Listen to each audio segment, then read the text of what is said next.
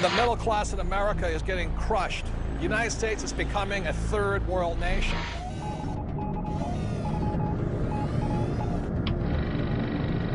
We're now at the most critical juncture in all of humanity. Well, this is the year and next year of the commercial crash. This is going to be the biggest wealth transfer in my lifetime. All the more reason to protect your assets. What they're always trying to do is predict, and I think the word is preparation. Most people throughout the world are not financially educated. The whole world is based on debt. You can count on the government destroying the dollar. You're really that worried about Goldman Sachs and Lehman Brothers? Yes. I'm afraid the Federal Reserve will eventually or come close to bailing them out. That's what I'm concerned about. And that young lady who says the taxpayers are not in trouble, who's going to pay for that bailout again as the taxpayer? That's where this whole thing started, with playing games with your money.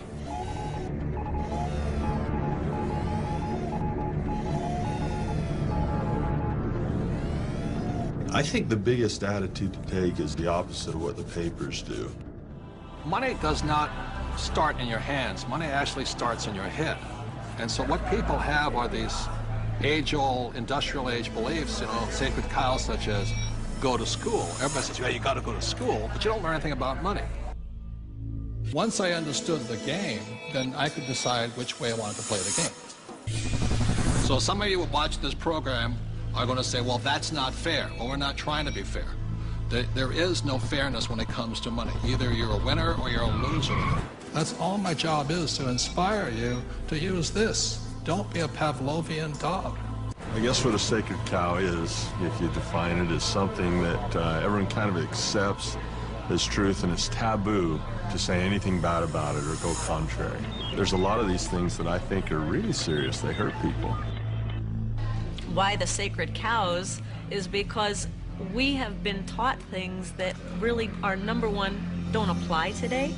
The thinking is obsolete, and it's putting people back into dire financial consequences because they're following old, outdated advice. Today's world's different than it used to be. The way things always have been done aren't working, and it's time that somebody stands up and shoots a few sacred cows so that people stop suffering.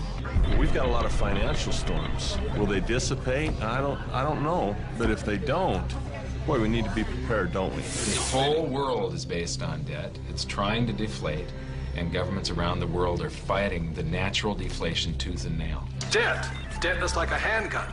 It can be either used to protect you or it can kill you if you use it the wrong way. The way I grew up, I had zero financial education because we had zero finances. Most of the people here are entrepreneurs, and what an entrepreneur does is an entrepreneur solves problems, and they see the problem, and the problem is only getting worse in terms of the whole financial crisis and what's happening to individuals. I mean, people are getting wiped out at later in life when they thought they could retire. It's so important who is surrounding you when you're hitting rock bottom. And you want to make sure that you have a backup plan. Many people want to change the government rather than change themselves. We have a solution. I feel we have a very strong solution. Hello, I'm Robert Kiyosaki, and I'm probably best known for my book, Rich Dad, Poor Dad. And I'm Kim Kiyosaki. And today, you know, we're in a financial crisis, and we saw this coming, and that was the reason back in 1996 we created the Rich Dad Company, was to provide financial education so people can learn to take care of themselves. If something isn't working for you financially today, then maybe you need to look for new answers. And we're always looking for new answers, and that's what this documentary is about. So it's about you getting financially educated and taking charge of your life and not depending on the government or other financial experts, and depending upon yourself. So our answer to the financial crisis is to get financially educated. Financial education begins by shooting the sacred cows of money.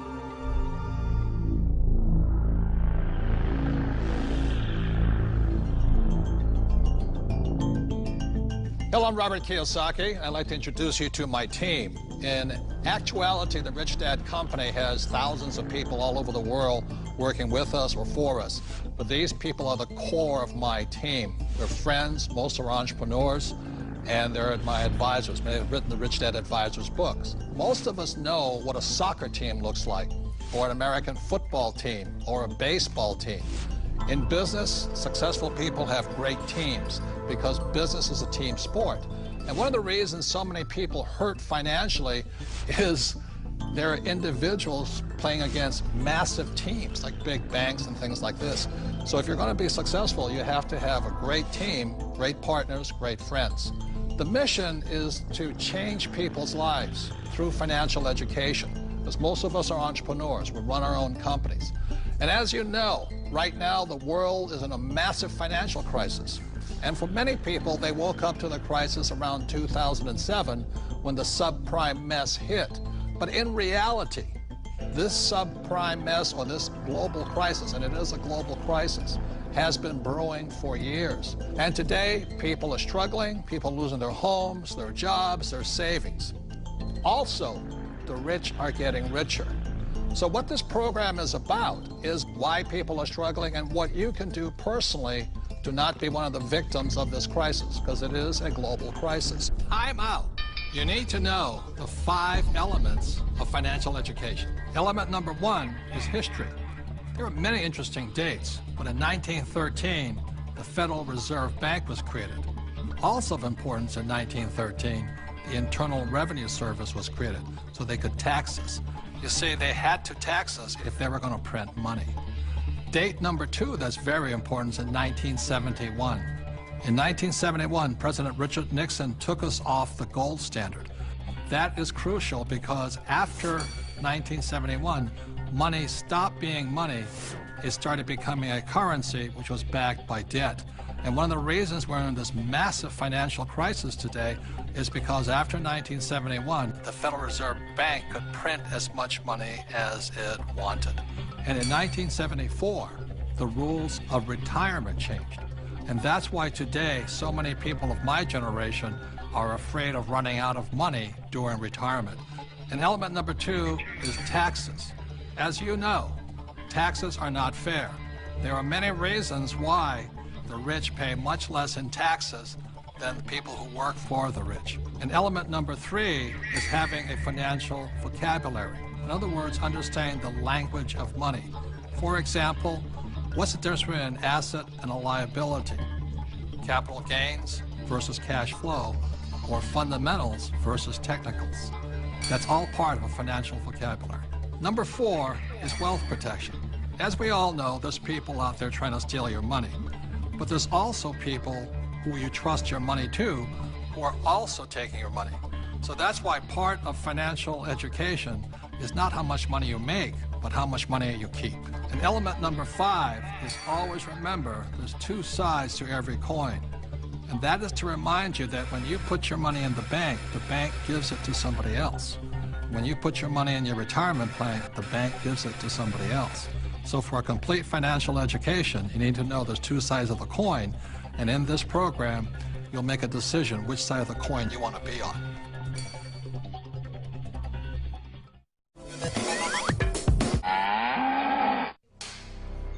But one of the biggest sacred cows of all is go to school. And many people think I'm anti-school. That is not true. I'm anti-ignorance. So I'm very pro-education. I'm just not pro being stupid about money. I think that's true, that what you said is education is more important now than it's ever been. That's right. So the problem is that the schools focus just on 2 kinds of education. There's the academic, which is really important. Reading, writing, arithmetic, you need to have it, that's basic. And the second type of education they give is the professional kind of education. So if you want to be a lawyer or an accountant or a teacher, then you need to go to school and get those certifications.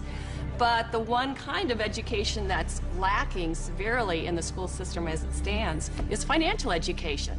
Time out. An important part of financial education is having a financial statement, which is an income statement and a balance sheet. Now, when you go to your banker always asks you for your financial statement, not your report card, because your financial statement is your report card once you leave school. Your financial statement will tell you whether or not you're smart with money or not smart with money, because that financial statement is your report card of your financial intelligence. I put on my Facebook one day that we need to teach our children financial education, and I received a comment back from a teacher that said, who's going to pay for it? We're all going to pay for it if we don't start educating our children in school. This is a very hot subject, but our schools are training people to be employees, to work for the rich. The second thing I don't like about school is how dare they label a kid as smart or stupid at an early age. The reason I'm sensitive to that is because I was labeled stupid right off the start. And it wasn't that I was stupid. I was bored, and I was not interested, and it was none of the subjects I wanted, and nobody could tell me how I was going to use calculus. I kept asking my teacher, how am I going to use calculus? And they couldn't tell me. Are they training to be an employee, or are they training to be street smarts? See, my poor dad was school smart, my rich dad was street smarts, and I'd rather be street smart today. Well, there's a total lack of practical education is really what you're talking about. And I found that. I'm an accountant. I have a master's degree. And you're an A student, right? And I'm an A student. We'll forgive you. So, thank you. But when I went to school, the only financial education I got was specific to my profession. Okay, there was no general financial education. I could have gone all through, gotten a master's degree, got a PhD in my field without any specific financial education about how to handle myself once I got out of school. Right, and people say to me, well, I learned economics in school. Is economics financial education? Not really. You know, it's not about investing, it's not about the laws, it's not about taxes, it's not about history.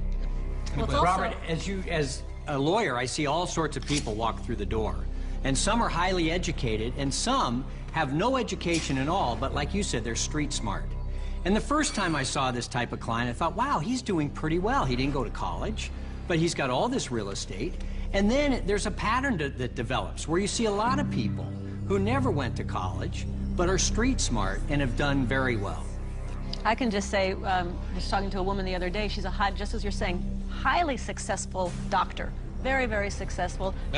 Medical doctor, very smart in so many ways, but when we were talking, she finally looked at me and she said, oh my God, she goes, I have not a clue about my money. She's 45 years old, not a clue. And you think that because they're successful, they know something about money. But so many people don't, because so many of us haven't had the education. School puts us in a culture of dependence. We depend on three things. We depend on a corporation to take care of us, or we depend on government to take care of us. And the scary one, I think, is we depend on institutions. You know, the people we run our 401ks to take care of us. Stock market. And we put ourselves, we rob ourselves of the independence to think freely as entrepreneurs or investors, and we just become dependent on those three entities. And it's brutal. And Mr. Maloney, you never finished school, did you? No.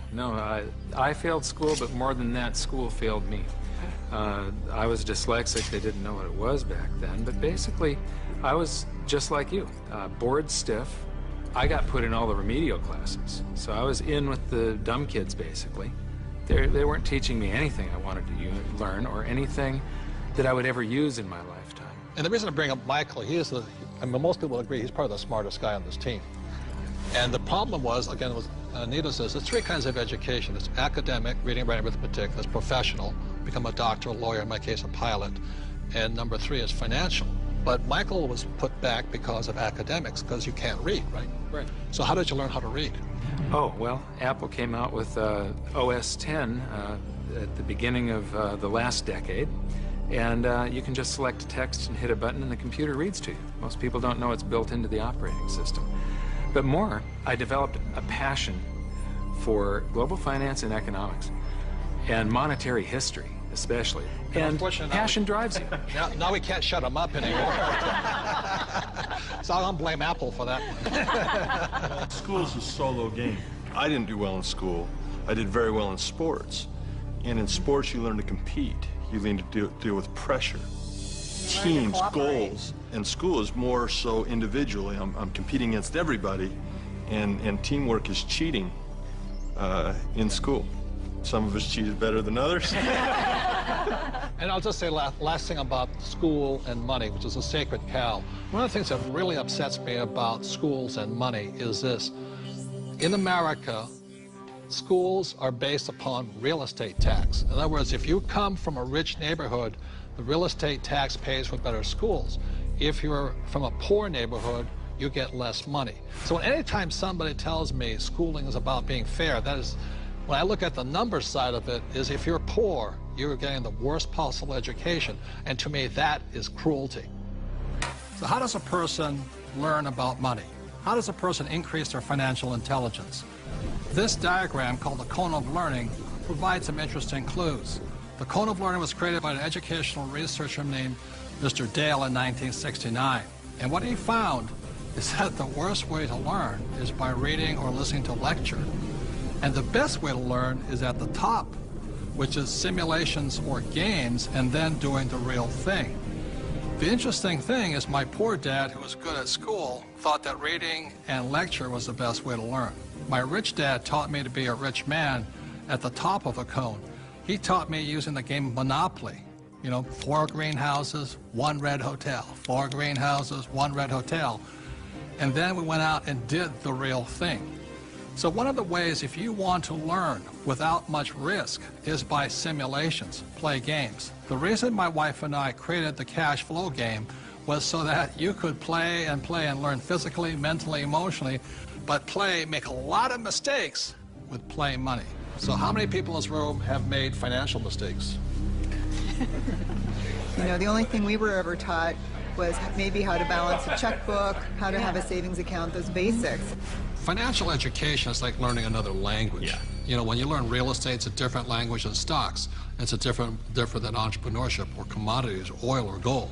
I say this all the time in Mexico. If you learn English, you can do business with the whole world. When you learn to speak the language of money, it opens up a whole new world. Yeah. And unfortunately, in our school systems, we don't teach the language of money. We teach people the language of becoming a doctor, a lawyer, or an employee. And the next sacred cow is get a job, or go to school and get a job.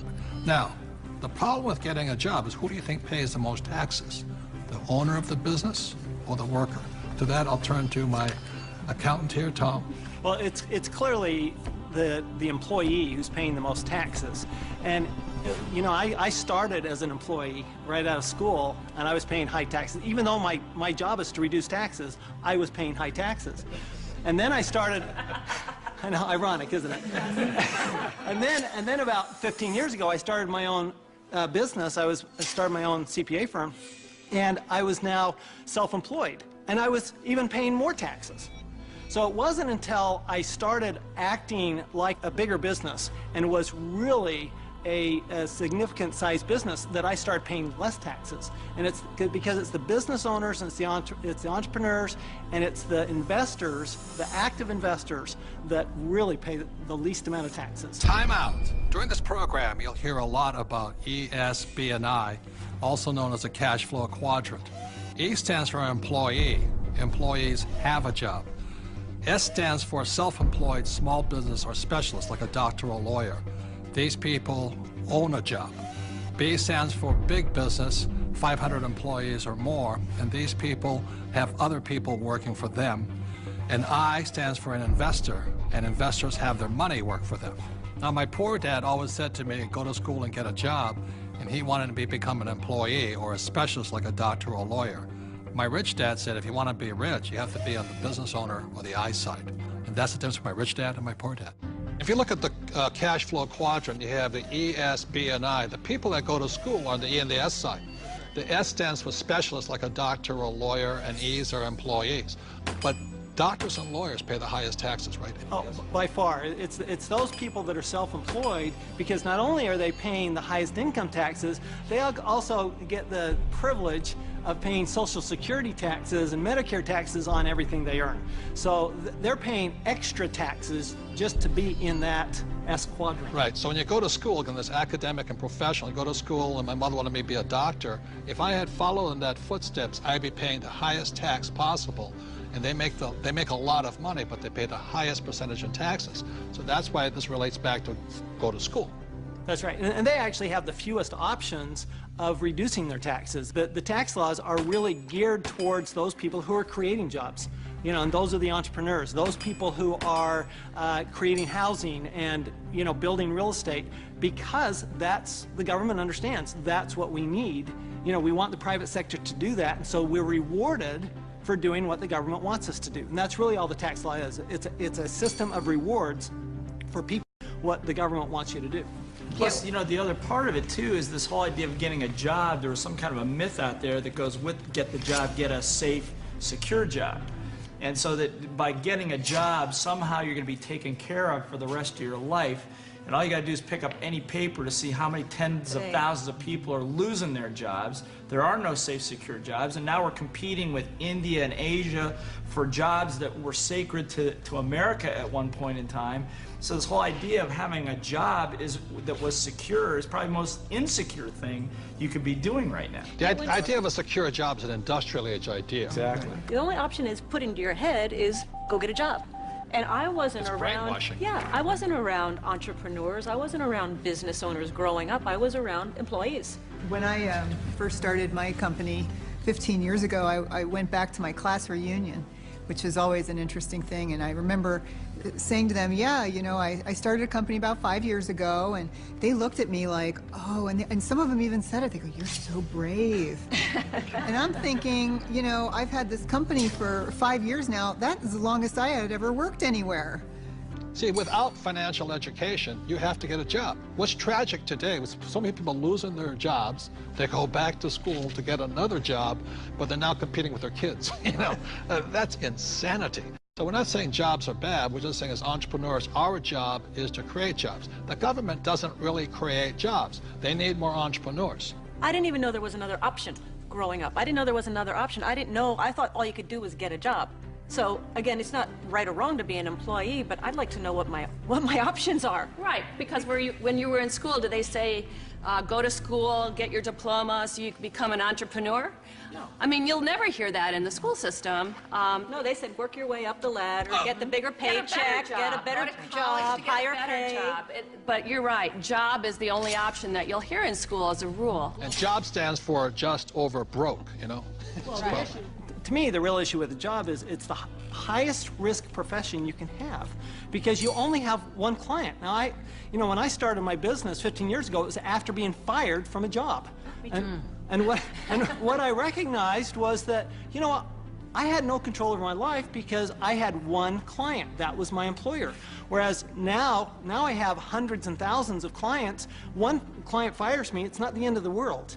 You know, now my risk has gone down considerably, almost to nothing, where when you have a job, I mean, it's just a high-risk play. Plus, the other thing is you're in complete control. That's the piece that I like. I like being able to, if I lose a client or you're an entrepreneur because nobody would hire you. I'm unemployable, there's no question. But it's nice, like you know, like if you're going to lose some business or you do lose some business, you can go out and generate business and fill that gap. Financial security is more important than job security. Time out. E's and S's get punished for making mistakes or they lose their job. B's and I's get richer from their mistakes because they learn from their mistakes. The next sacred cow is work hard. Because my poor dad, a school teacher, great guy, PhD, he always says, I'm a good, hard-working man. And my rich dad had a different point of view, and he had me read this book by Mark Twain. It was a story of how, I think it was Huckleberry Finn or somebody got the other kids to paint the fence for him. He says, that's working hard. You want other people to work hard for you, and you want your money to work hard for you. That was his lesson. And a lot of people really, you know, they can't wait till Friday because they hate their work so much, and they dread Sunday because they have to go back to work. With us, I would say most of us are working 24/7, but we're working differently.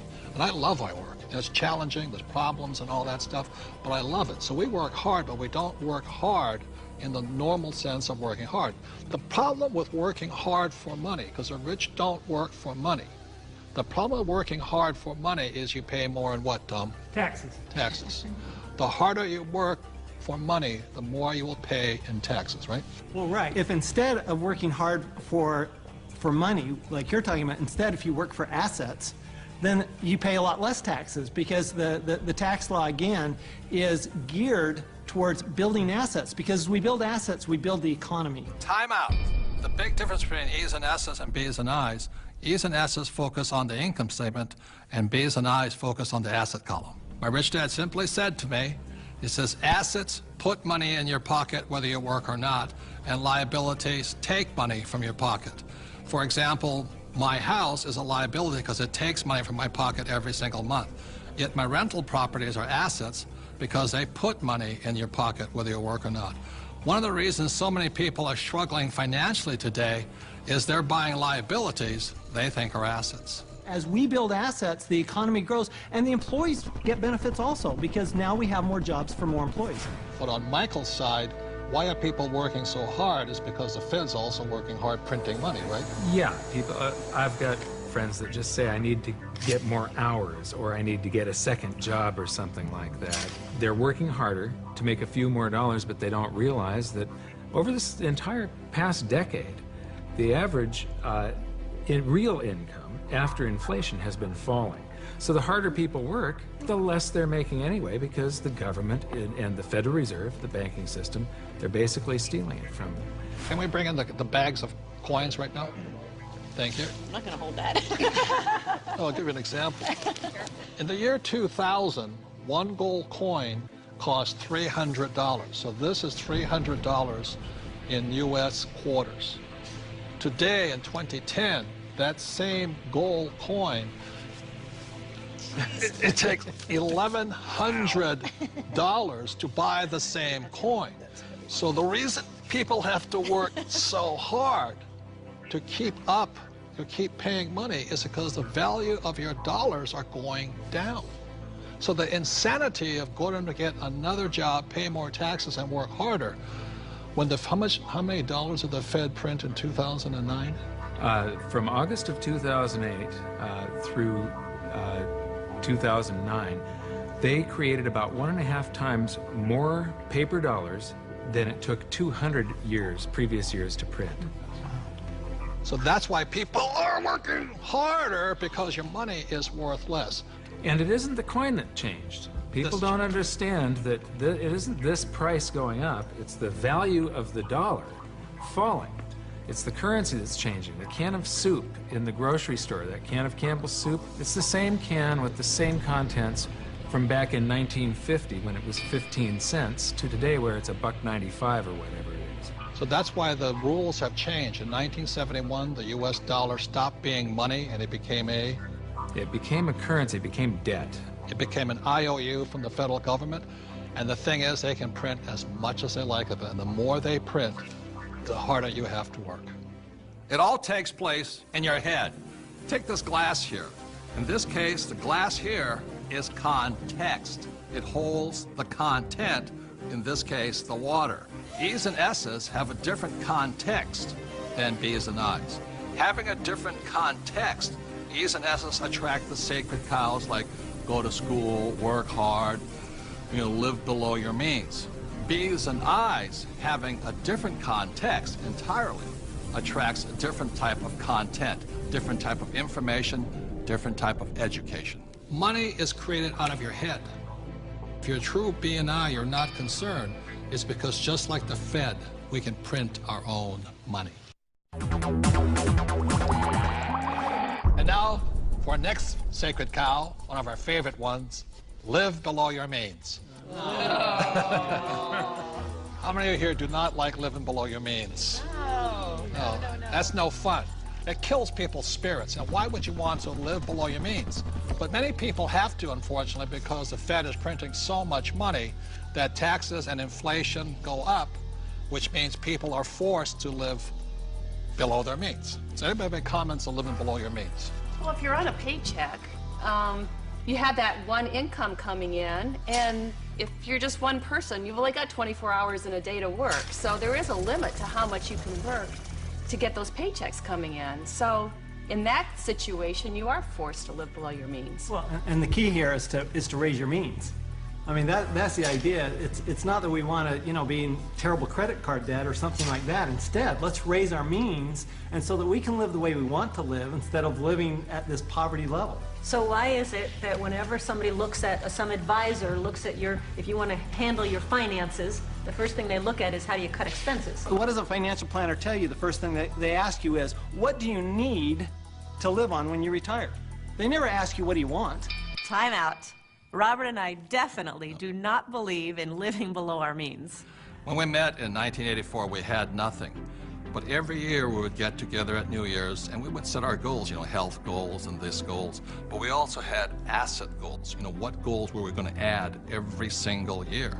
So that's why it took us only about 10 years from 1984 to 1994 to become financially free. Because we just kept adding assets every year. And we continue to do the same thing today, you know, simply because it's fun. It's exciting. It is. One of the best kept secrets.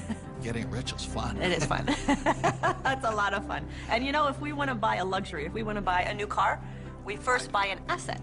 So we buy the asset, and the cash flow from the asset pays for the payment for the car. Yes. So that it's again, never living below your means. It's expanding your means through acquiring assets that give you cash flow that gives us all those good things in life.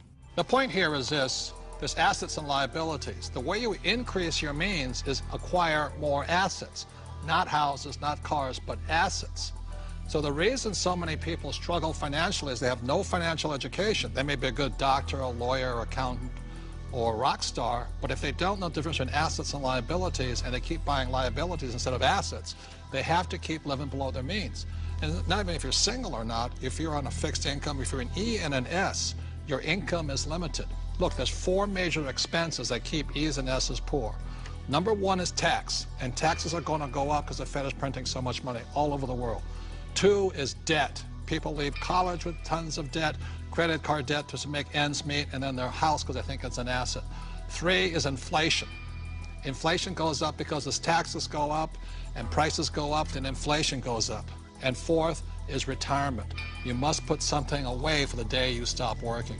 So those are the 4 main reasons E's and S's, a general rule, have to live below their means. But if you have financial education and live on the B and the I side, you can increase your means by increasing assets. I think a lot of people accept mediocrity, and in order to be able to grow in business, in order to make more money, you have to step out of that comfort zone and stop being mediocre. Or hoping the government's going to save you. I think live below your means is one of the greatest spirit killers there is. There's a lot of people who like being poor. I'm not making it right or wrong, but that's definitely not what I like to do. And Kim and I, we definitely don't live below our means. No, I definitely do not like living below my means. I've done it when I was in college, you know, and that's because that was exciting times and all.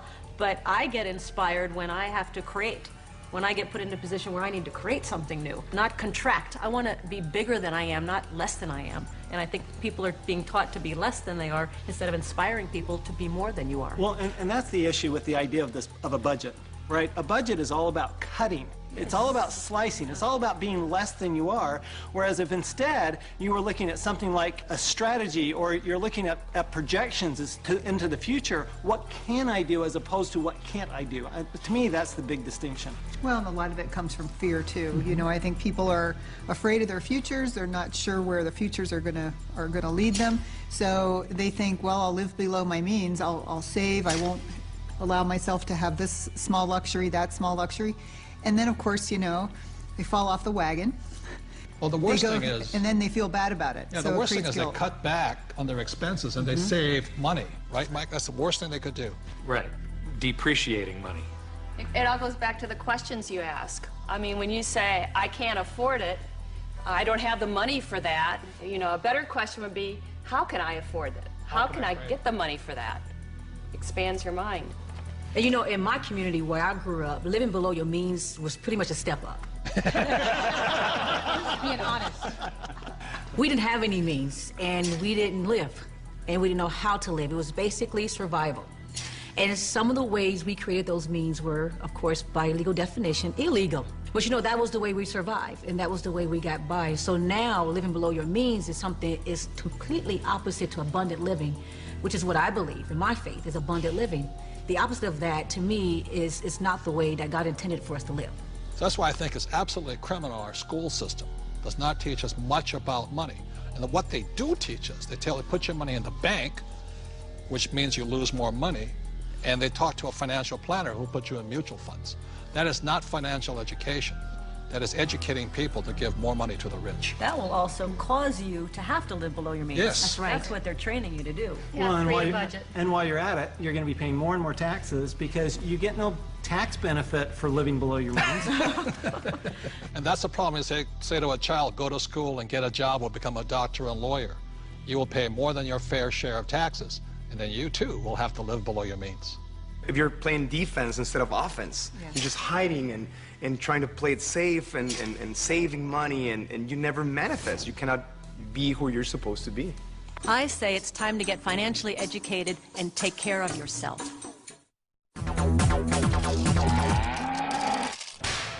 And now we're going to the sacred cow of save money. And in 1971, President Nixon took the dollar off the gold standard, basically took the world off the gold standard, and money was no longer money. So people are no longer saving money. So just to reiterate again, this is $300, what an ounce of gold was worth in the year 2000. So Kim, lift that. Okay. All right, and so this here is 1 ounce of gold in the year 2010, and it's now $1,100. Ugh, and this is why people are working so hard. I can do it. I can do it. Yes, I can do it. Barely. So the big reason I've said in my books for years that savers were losers is very simply because in 1971, the dollar stopped being money. It became debt. Right, Mike? Yeah, the rules all changed in '71. Before then, somebody, when they became working age, they could expect to put away 10% a year, and by the time they got into their 60s, they could retire on their savings account and expect to live off that interest. And in '71, everything changed, and they started creating currency on a massive scale. Worldwide. Ever since then, worldwide. And that is what causes inflation and the loss of purchasing power. So people thinking that they can retire, you know, back in the 50s, if you got $100,000 or $50,000, you could retire on that. Yeah. So for my mom and dad, you know, the World War II generation, the industrial age generation, it was very smart to save money. For our generation, the baby boom generation and on, saving money could be the most stupid thing you can do because the system is stealing your wealth through the very thing you work for, called money, which is not money anymore. Right. Real money is actually gold and silver. Money has to maintain its value over long periods of time. Currency doesn't have to. And this is historically, has always been, for thousands of years, this has been money. 5,000 years, this has been the predominant currency. It became money when somebody minted it into coins in Lydia in about 680 BC. And each unit had the same buying power as the next one. They became interchangeable. So let me ask you this. This printing of money out of just paper, this has been tried before, hasn't it? Many, many, many times, and there's always one result. You get far, far higher prices of everything, but especially real money. When they start creating a whole lot of currency, eventually, gold and silver lie in wait. And then when the public senses this inflation of retail prices that is caused by inflation of the quantity of currency in circulation, they rush back toward gold and silver, and they have for 5,000 years. So name some governments that have attempted to print money. The Weimar Republic. I don't know what I just did with that $100 trillion bill. He's got a Zimbabwe. The Zimbabwe, yeah. Look at this one. This is the most recent, a $100 trillion note. You know, this is the largest note ever printed, 100 trillion. And this was printed in 2000. Yeah, but when Zimbabwe was created as a country, when it went from Rhodesia to Zimbabwe, they were, the Zimbabwean dollar was on parity with the US dollar. $1 US was the same as a Zimbabwe dollar. This doesn't buy anything today. It doesn't buy a cup of coffee. What, doesn't even buy a cup of coffee? No. In fact, they have ruined it by putting ink on it. You can't write you can't write a list, so it would have been more valuable at this point if it was blank. Right. See, the Greeks did the same thing when they started clipping coins. They just take the silver off of it. The Romans tried it, the English tried it, the Germans tried it, the Chinese tried it, and now the US is trying it. Yep. And so that's why saving money is probably the biggest mistake you could make right now, because today money is no longer money. It's now debt. I can vouch for that because my leg is now numb. So all currencies throughout the world are in trouble, the same way this Zimbabwe dollar is in trouble. And that's the problem with saving money. After 1971, it was no longer money. Than 70% of all the currency on the planet is U.S. dollars. If the U.S. dollar goes, the world goes with it. I'm preparing by getting fully diversified. I buy both gold and silver.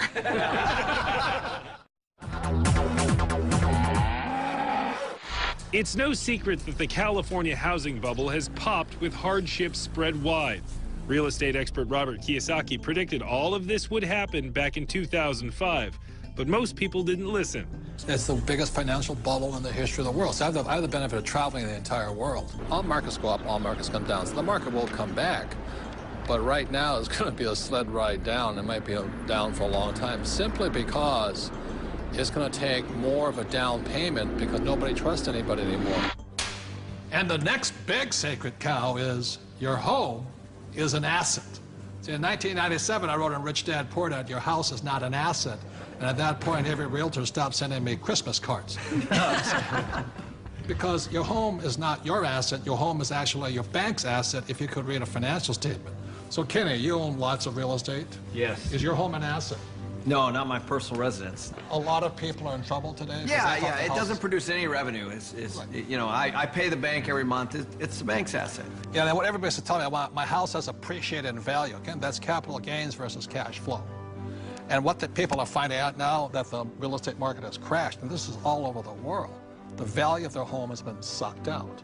And so now somehow people are upside down because they're really finding out it's a liability because they still have to pay the bank on that mortgage. You know, so let's say they bought a house for $200,000, they still owe $180,000, but the house is only worth $100,000 now. And they're now finding out that your house is not an asset, it's a liability. And I'll tell you, I'm the largest originator of FHA and VA loans in the entire country out of everybody. I rent. What does that tell you? But as an accountant, is a house an asset? Oh, no, you know, the bank considers it, you know, they'll say it's an asset, and the financial planners will say it's an asset, but the reality is it's not an asset unless it's putting money in your pocket. And a house just drains money from your pocket. And the thing that one of my little pet peeves is that people say, well, if you own a house, though, you get a deduction for the interest. Yes, but it's money out of your pocket, and the best you can get is 40 cents on the dollar. Okay, so you're given $1 and you get 40 cents back. You're still out 60 cents. It's not difficult math. Your home is shelter. It's a place to raise a family, but it's not an asset that you're ever going to make money on. It's not a financial asset. No, you might make money in an uptrending market, but today the market's trending down. And that's why in 1997, what I said in Rich Dad Poor Dad, your house is not an asset, was heresy.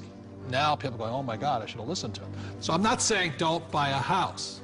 I'm saying just don't be financially ignorant and call your house an asset if it's taking money out of your pocket. Because Kim and I own 2 houses, one here in Arizona and one beautiful beach house in Hawaii, and they're our biggest liabilities. People did think, especially in the high times, you know, when the markets were high, they did think their house was an asset. And people, even if they had their mortgage paid off, they were borrowing against their house and putting it into the stock market or wherever they were putting it. So not only were they getting crazy mortgages, but they were taking money out against their house in second, third mortgages. Well, and they were doing it for things like vacations and boats and cars and other things like this. And the reality is the reason they were doing that is because they got to deduct the interest off their taxes. And so they thought that, well, this is okay because I get a deduction.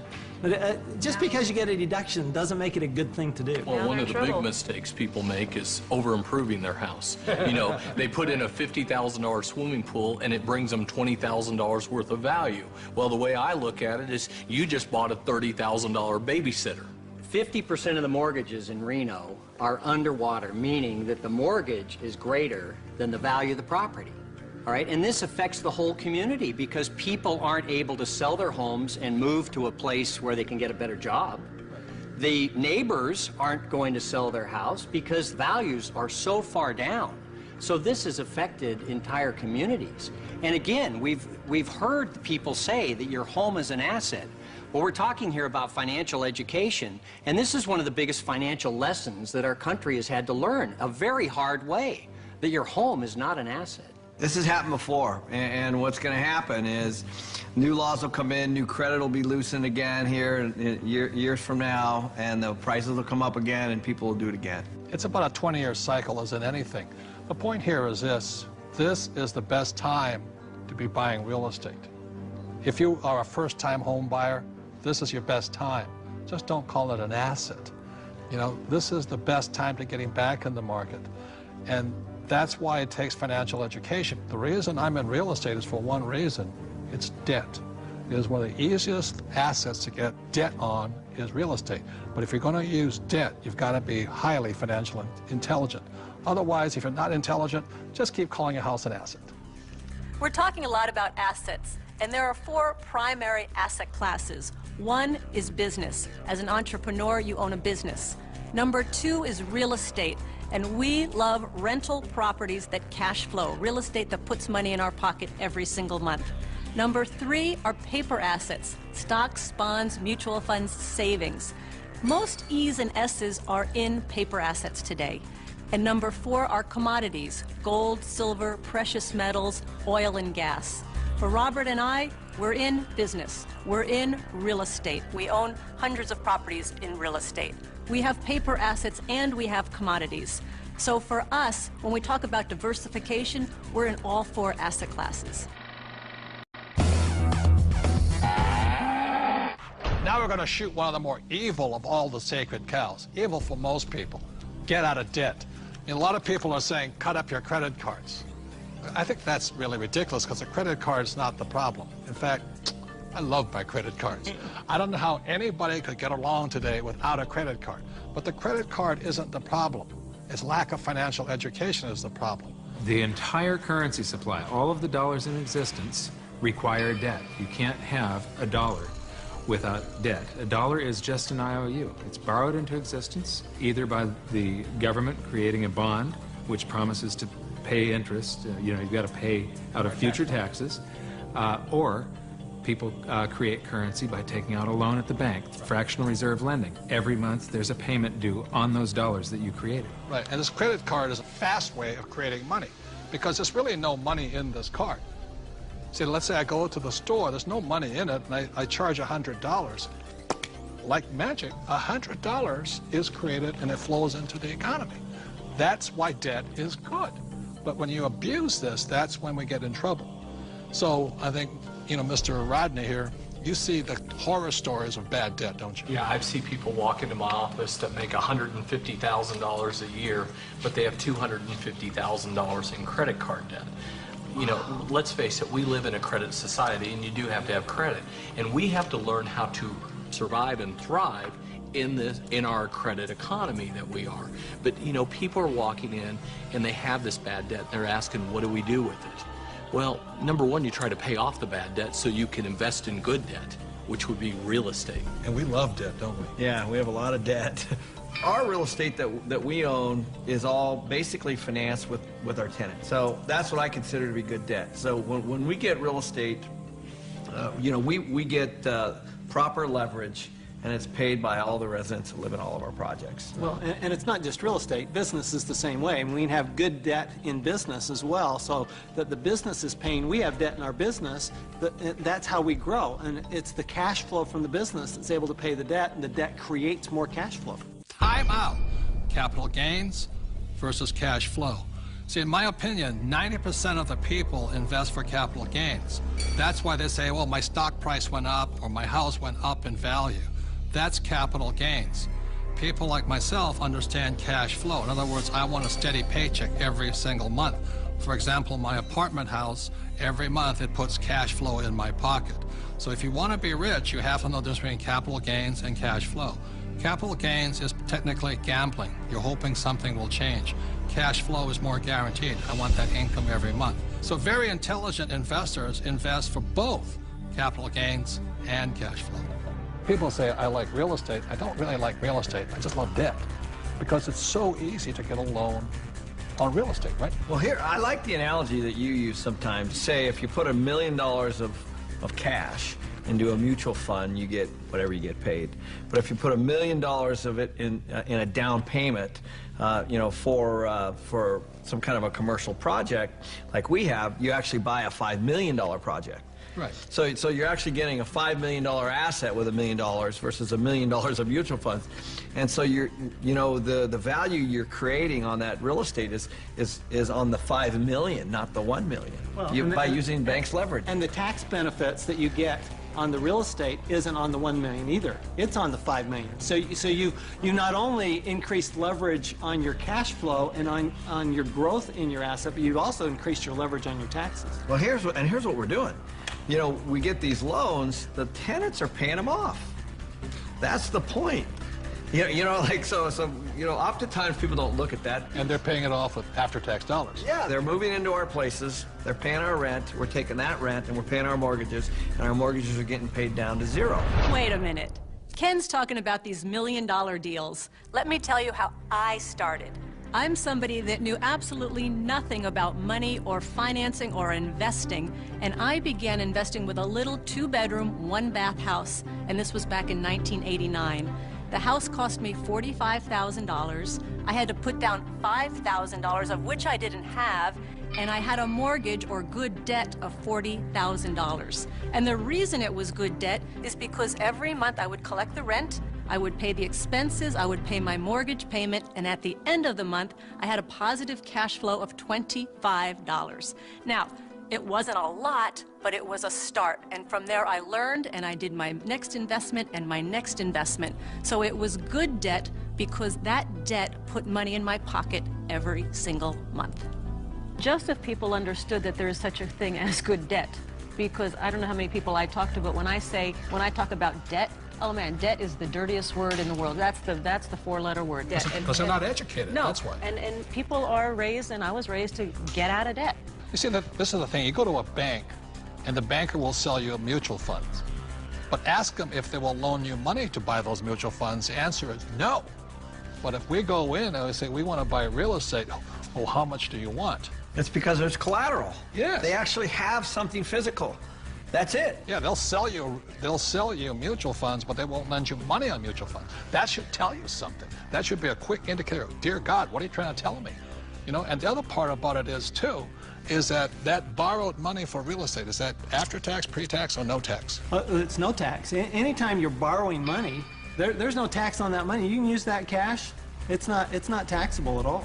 So if somebody wants to borrow $1 million or save $1 million, it'll probably take them $2 million to save the $1 million because tax is going to take 50% of it. Right. But I just go straight in and borrow $1 million, which they give us.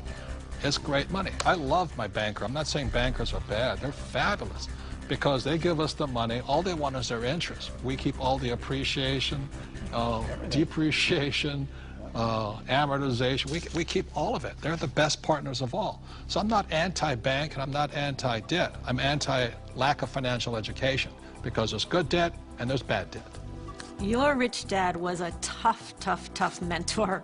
But, I think some of the greatest mentors are tough because a really great mentor will push you to go beyond where you think you can go. And that's some of my best mentors. That's what they've done for me. Yeah, and I didn't always listen to my rich dad. I still remember I did the real estate course, and I went running out in Honolulu, and I found this condo, and it was for $64,000, and it didn't cash flow, so I went to see my rich dad, and I said, but it's going to go up in value, in other words, capital gains. He says, never buy anything that goes up. It must cash flow. And I said, no, it's going to go up. And we argued and argued and argued.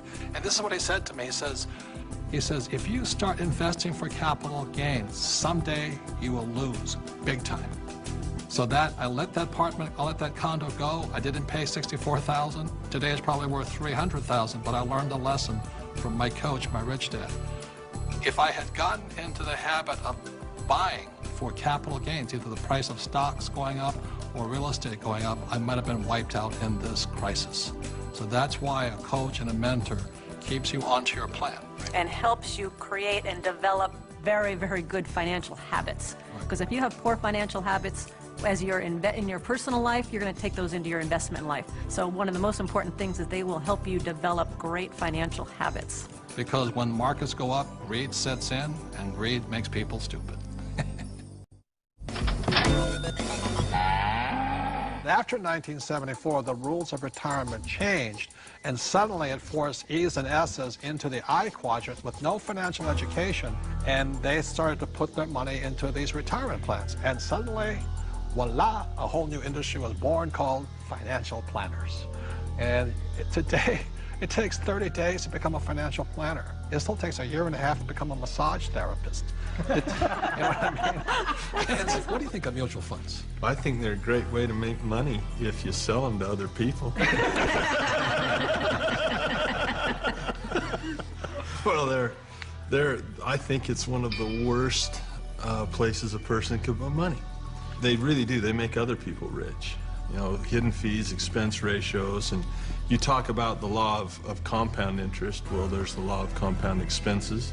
Okay, so let me ask you this. If I say to you, invest for the long term, you know, I mean, for 30, 40 years, what do you think about that in a paper asset? You've lost control that quick.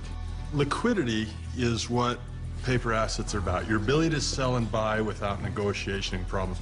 And so the moment you say, I'm going to buy this, I'm going to hold Enron, I'm going to hold WorldCom, and I'm going to hold, you know, GM, and I'm going to hold United Airlines, and, well, you can just go on and on. How about Pan Am? But the moment you decide to hold that, what control do you have? None. You know, yeah, in real estate, you can force the appreciation, paint it, carpet. You can't do that with paper. Well, Your only control is to sell. If you hold it forever, you're rolling the dice and saying, I hope it works out.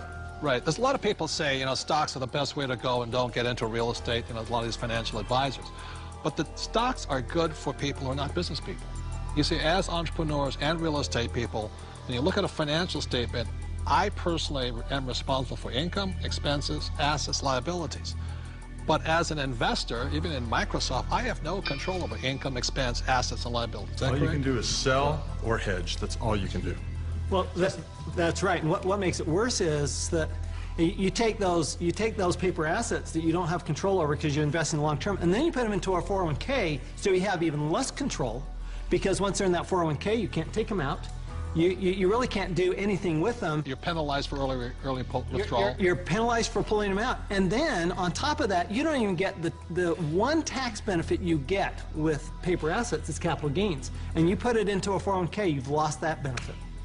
On top of that, when you pull it out, there's 3 types of taxes: earned income, portfolio income, and capital gains or passive income. And savings and mutual funds, what are they taxed at? Well, when you pull them out, when it's going through a 401k, they're all taxed at that highest ordinary income rate. It's the worst thing you could possibly do if you plan to be rich. But if you plan to be poor, it's a pretty good plan. Robert, I've seen you take heat in the press by this, where you say they're risky. And I'll tell you where I think the risk is. When you sit down and they say, we're going to diversify you. You know, that way if one company goes down, you got all these other companies to buoy you up. And that's fine for a non-systematic type thing, but a system-wide problem, it does not protect us if the system breaks down. Because and I think it's not diversification. Yeah, it's more fragile now than I think it ever has before. And I think these people saying, well, I'm well diversified. They're not well diversified. You diversify across asset classes, not just in bunches of stocks, in my opinion, anyway. So the problem here with diversification, it doesn't protect you from a crash. Right. And it's not diversification anyway. And Buffett does not, Warren Buffett, the world's greatest investor, reportedly, says diversification is something like it's protection from ignorance. Right. But it's ignorance from both the person selling you the plan as well as you who invest in the plan. But this is the biggest thing that really bugs me. When Kenny and I buy real estate, we always buy insurance, don't we? Yeah. And then when we drive a car, we have insurance. Right? Is there insurance for mutual funds? Well, not for the average person. No. I mean, Is there insurance on your 401k that what you put in will be there when you retire? And which is more likely to burn down in the next 5 years, your home or your 401k? And I'll say it again, we all drive cars with insurance, hopefully. We have houses with insurance. When we buy real estate, we have insurance. Our companies have insurance. But the 401k, all these retirement plans, there's no insurance on them. So if it crashes, they lose everything, and the mutual fund companies walk away with the money. And that's a higher level of education, because most people don't know how to hedge that. Nope. They don't know how. I mean, it's possible, but if you interview the average person, yeah, that's what we teach. That's what our advanced courses teach, is how to play But the average game. person, I liked what your comment said. If you poll the average person, you say, tell me the difference. This is a very basic question. What is the difference between a defined benefit pension plan and a contribution plan? Most of the people I talk to do not know that difference, and that is not a minor thing. That is a major deal. Time out. This is a very important point. See, in 1974, the rules of retirement change. Prior to 1974, most people, like my parents, had a defined benefit pension plan. What that meant was that they received a paycheck for life. After 1974, the entire world started on to defined contribution pension plan. What you put in is all you get back. And that's why these defined contribution plans, so many people are terrified of running out of money in retirement, simply because with a defined contribution plan, you can lose everything in the market crash, or you can run out of money before you die.